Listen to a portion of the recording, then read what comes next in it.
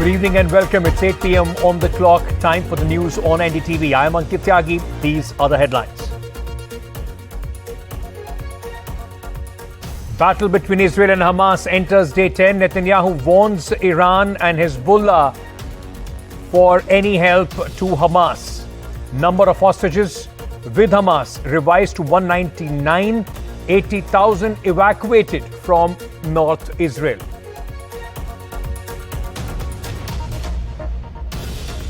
War over cash for questions escalates. Minister says misuse of parliamentary questions. Minister also says Hiranandani's language and that of the question absolutely safe. Meanwhile, BJP MP claims threat to security, national security. And Mahua Moitra responds, my questions were valid for all Indians.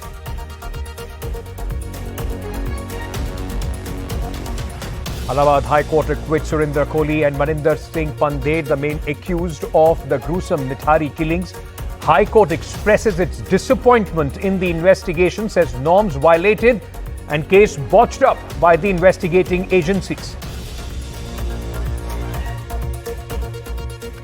It's official, T20 cricket will feature in Olympic Games 2028. Cricket makes a comeback to Olympics after more than 100 years.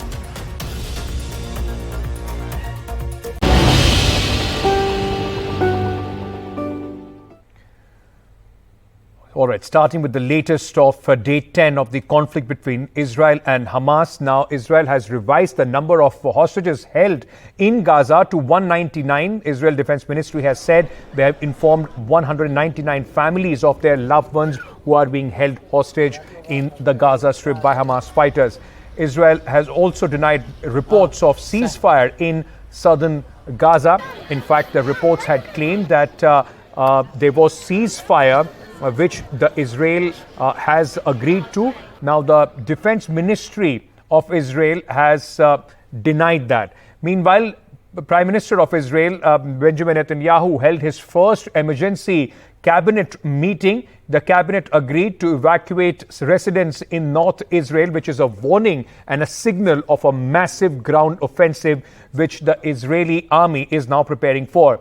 On the other hand, the United Nations has said that Gaza hospitals have fuel only for 24 hours and the entire strip, along with 2.3 million people, is heading for a humanitarian catastrophe.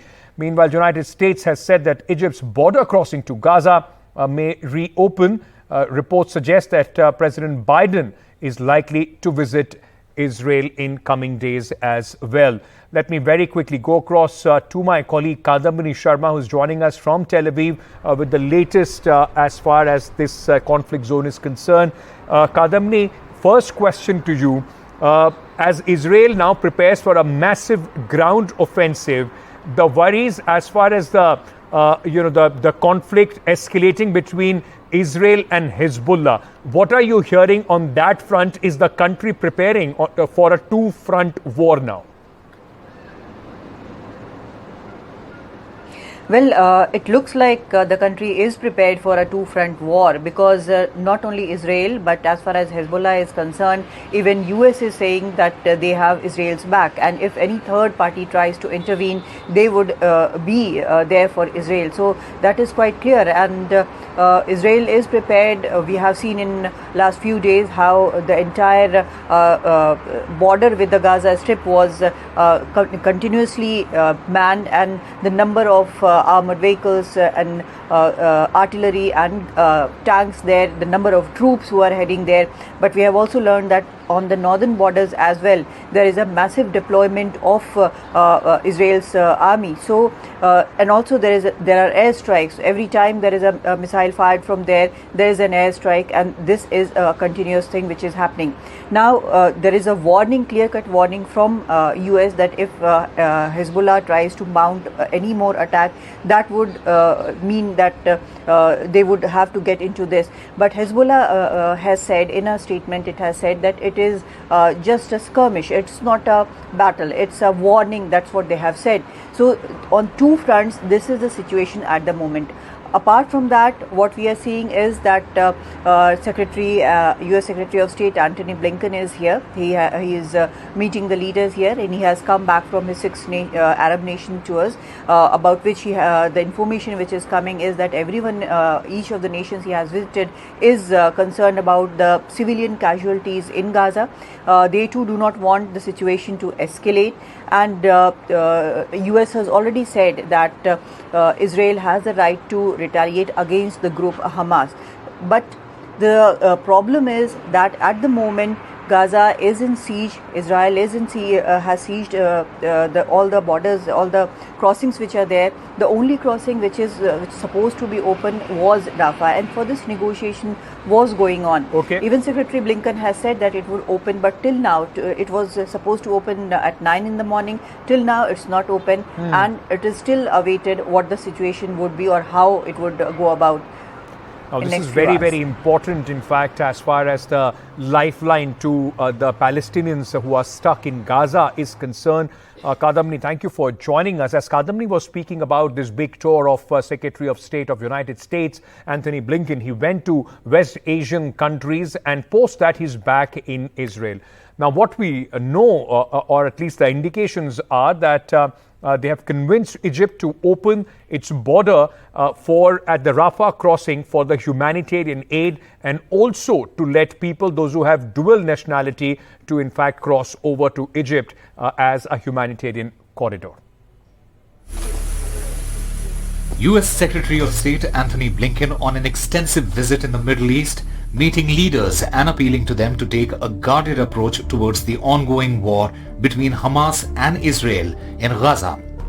He managed a big diplomatic win, convincing Egypt to open its border for foreign nationals stuck in Gaza. Egypt has put in place a lot of material support for people in Gaza, and Rafah will be open. We're putting in place with the United Nations, with Egypt, with Israel, with others, the mechanism by which to get the assistance in and to get it to the people who need it. But Israel has dug in its heels, denying media reports of a ceasefire to allow evacuation in South Gaza via the Rafah border. Blinken is racing against time to avert an open, on-ground conflict.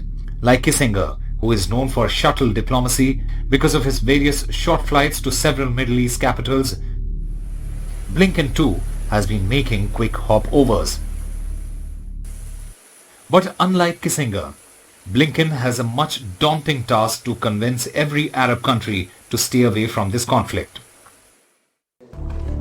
Egyptian President Abdel Fattah el-Sisi has put a condition that the borders will open if, alongside foreign nationals, aid material to Gaza residents is allowed to move into Gaza. While Crown Prince of Saudi Arabia Mohammed bin Salman conveyed the kingdom's opposition to the targeting of civilians and infrastructure in the Gaza Strip.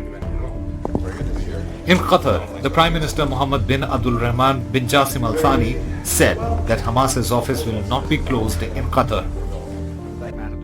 But one country which is not part of the Middle East and yet has kept tempers rising is Iran. It has now openly threatened Israel, calling for an immediate end to aggressions against Palestinians.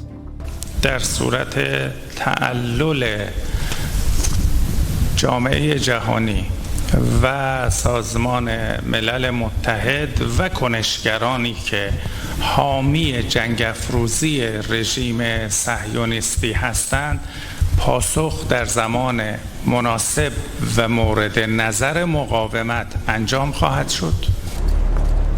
And to check Iran's probable participation in this war, US has even reached out to China, which has cordial relations with Iran. Israel has still not started its ground incursion in Gaza. The Rafah border crossing near Egypt has still not been opened despite claims from the US State Department. And amid all this, Secretary of State Antony Blinken is on a wider Middle East trip, meeting the representatives of all the Arab states, convincing them to not engage in the Israel-Hamas war. But amid all this, a cloud of uncertainty has engulfed the entire Gaza Strip. In New Delhi, Mohammad Ghazali for NDTV.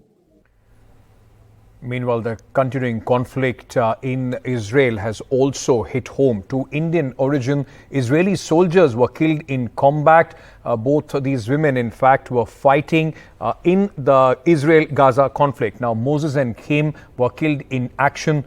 Take a look at this story.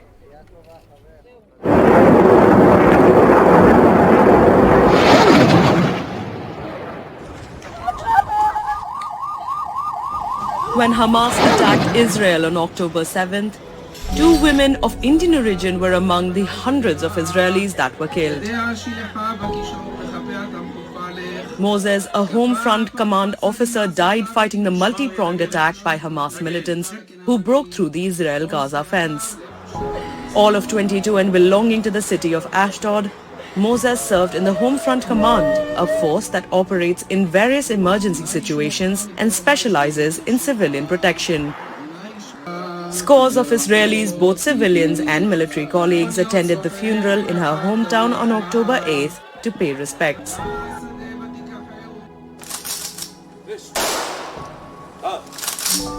The other Indian origin woman to lay down her life in the line of duty was Inspector Kim Dokrakar.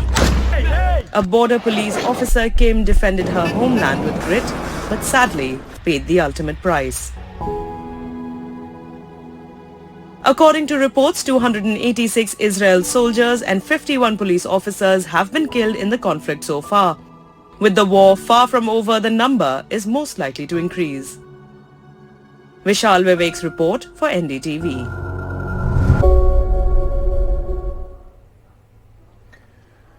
Meanwhile, the Union Minister for State, Information and Technology, Rajiv Chandraskar, today waded into this controversy regarding TMC MP Mahua Moitra's allegations which she is facing after the BJP MP Nishikant Dubey had complained that there has been cash for query allegation being leveled against Mahua Moitra. What's the latest on this story? Let me very quickly go across to my colleague Vasudha Venugopal, who's joining us at this moment. Vasudha, trouble seemed to be only increasing as far as Mahua Moitra is concerned. Yes, Ankit, dramatic day today because just a day after Nishikant Dubey leveled some very serious allegations against Mahua Moitra, accusing her of contempt of house and also of criminal conspiracy and basically also of breach of her parliamentary privileges, because he said that she was posting questions, she was asking parliamentary questions at the behest of the Hiranandani Group. Remember, Hiranandani Group is a rival of the Adani Group, and Hiranandani Group in the recent past has lost a lot of major projects to the Adani Group. So Nishikant Dubey had leveled some very serious allegations against her, and he had sent a complaint to, of course, Om Birla. Now today, a dramatic development with ITMOS Rajiv Chandraskar basically in some ways confirming this whole thing, because he had said that the questions that Mahua Moitra had raised in the parliament with respect to the apps that were banned or the sensitive requirements of personal data, or for that matter even data leakages, the language that she had used was very similar to the language that the company's heads. He of course did not name Hiranandani here, but if you see the tweet, the complaint, it's the same complaint that Nishikant Dubey and Jay Diadre had complained to the CBI. So he basically did not name the company, but he says that the language used by Mahua Moitra and the company are the same, and this is the same company that was aggressively batting for data localization. Now, Ankit, data localization is a very critical aspect of digital India, but although India is very keen on data localization, there are checks and balances that the government is very insistent upon, and a lot of companies were hoping to get the first mover advantage. Hiranandani, of course, I hear from my sources, was one of them, and of course government did not want any monopoly of sorts, and that is why it did not comply to a lot of requests made by some of these companies. And a few days later, allegedly some of these questions that Mahua Moitra asked on the topics that I talked to you about, these questions were very similar to to the same concerns that the heads of the company had talked to Rajiv Chandraskar about. Now clearly that is one development. Now Nishikant Dubey has also doubled down on his allegations. He has written a separate letter to Ashwini Vaishnav, who's the IT minister, and he had demanded a separate inquiry into the login that Mahua Moitra was using, and he has basically said, and this is also present in his letter yesterday, that this login was outsourced to somebody sitting abroad or somebody who is not part of Mahua Moitra's team, and that that person was using her account, and this is part of Jayadi Adre's complaint where he says that Darshan Hiranandani was posting questions on behalf of Mahua Moitra, and remember in the same complaint 50 out of 61 questions were found to be targeted at the Adani group and also to perpetuate the interest of the Hiranandani group. So clearly a lot of trouble for Ms. Moitra here. She has of course rebutted these allegations, and she has said that MPs are known to work in teams. So she has questioned this whole claim that her account was being operated by somebody abroad, and she's also said that this data localization questions are not completely irrelevant, and she is justified in asking them because she's also part of the JPC and also the IT committee. So that has been her response. But this letter has also gone to the Speaker. Ethics committee is expected to look into it, and we're expecting a decision from the Speaker's office soon. Vasudha, thank you so much for joining us with all those details. Moving on to the other big story that we are tracking at this moment. In fact, 17 years after the gruesome serial killing and the horror killings, in fact, from Nithari, Noida, the High Court today had acquitted two of the main accused. Both the accused, Surinder Kohli and Maninder Singh Pandher, were acquitted by the Allahabad High Court today. Now the details of the order are out.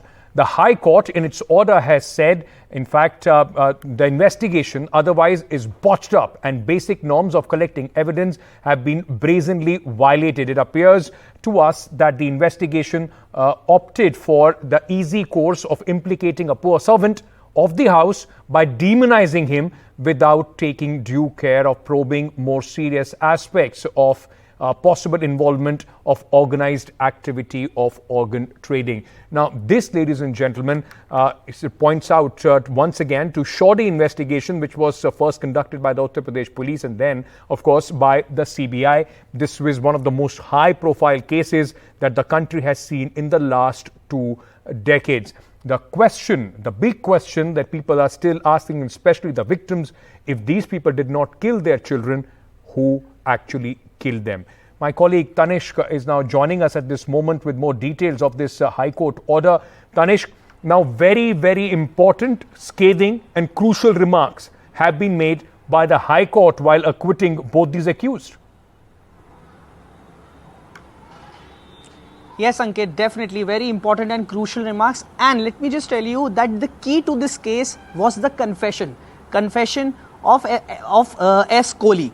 So now, according the High Court in its order said that the prosecution, according to prosecution, there were several confessions made by the accused. I would like to read just 2 extracts from the order copy about the confession.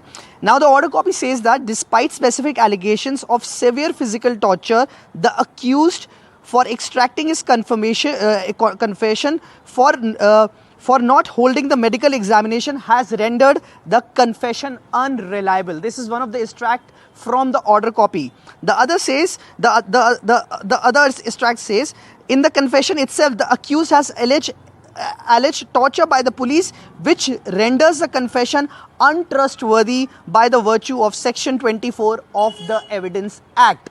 Now, these are some of the key points made, and the court also pointed out in the lapses and the mistakes that were made during the course of investigation. Of course, the probe of organ trading, the angle of organ trading was not probed properly, and again, this led to the acquittal of the 2 accused. Very important details coming out there as far as the High Court order is concerned. But for the families of those who have been killed in the most gruesome fashion, their bodies being discovered in a drain just in Nithari village, now they are asking, who killed our children? 5वीं class में पढ़ती थी, कहती थी mummy मैं तो doctor बनूंगी, फांसी दे, दोनों को फांसी दे दे.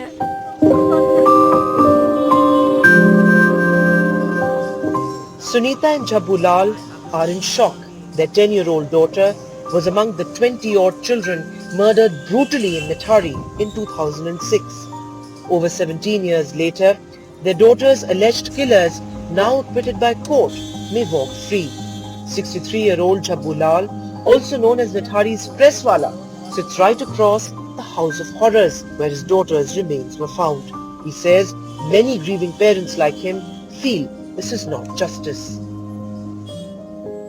10 साल उम्र थी जी 10 साल की थी 10 साल की थी। हाँ 10 साल की थी। वहाँ हम ढूंढते रहे इधर उधर और यहीं मर्डर यहाँ हुआ। अंधा कानून है, कुछ नहीं। पैसा है तो सब कुछ है, नहीं तो कोई किसी का नहीं। बच्चे का ध्यान तो आता ही है। हाँ, एक अपने आप मौत हो जाए उसको आदमी साल 2 साल में 6 महीने में भूल जाता है, लेकिन ऐसी दुर्घटना कोई नहीं भूलता। हमारी यही प्रार्थना है कि इनको फांसी की सजा जरूर दिलाएं। हम 5वीं क्लास में पढ़ती थी, कहती थी मम्मी मैं तो डॉक्टर बनूंगी, पढ़ाई करूंगी, मेरे को पढ़ाना, मम्मी मैं डॉक्टर बनूंगी। तुम कहा बेटा पढ़ लेना, तुम डॉक्टर बनना।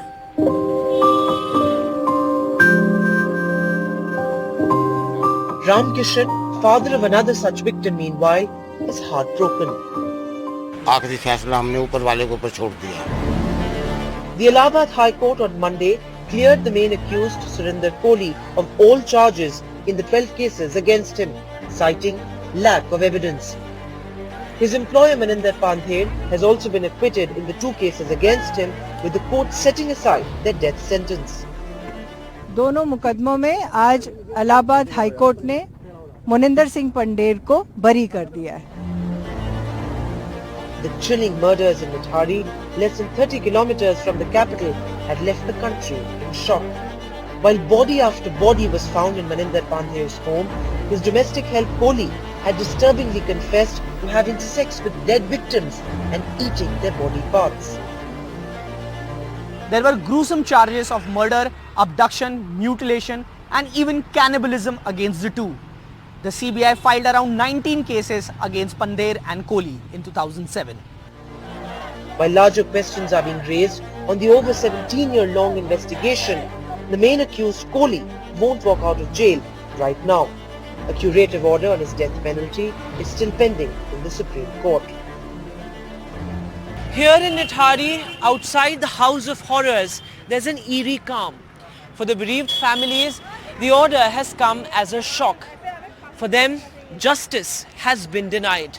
And for the locals here in Mithari, meanwhile, the bone-chilling murders of 2006 that sent shockwaves across the country, those can never be forgotten. With camera person Pooja Arya and Tanish Punjabi and Arvind Gunasekar, Vedant for NDTV.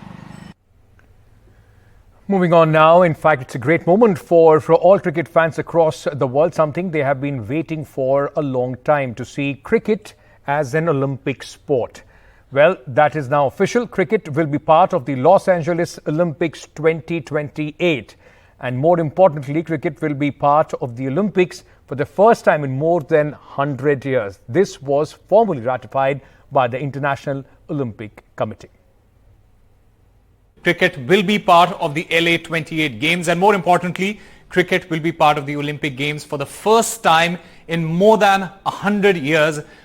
This was formally ratified by the International Olympic Committee. The IOC meet is ongoing in Mumbai, and it was approved there that cricket and squash will be included from the 2028 edition of the Olympic Games, which are due to be held in Los Angeles, USA.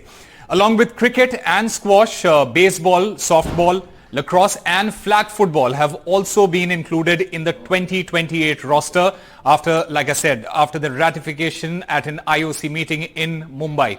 6-team T20 format, this was proposed for both men and women, which has been approved. However, it was not a unanimous vote, with 2 members voting against, but despite that, the proposal has been approved. According to IOC rules, each host city can request the inclusion of several sports for their edition of the Games. So cricket will make its mark at the Olympics for the first time in more than a century. And the last time and the only time this happened was at the 1900 Paris Olympics.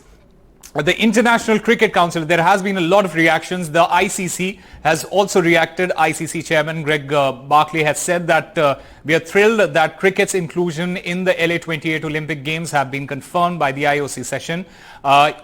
He also added that to have the opportunity to showcase our great sport at the LA 28 Games and hopefully many Olympic Games to come will be great for players and fans. And he also reiterated that the fact that the IOC confirmation has come during the ICC Men's Cricket World Cup is indeed truly an icing on the cake.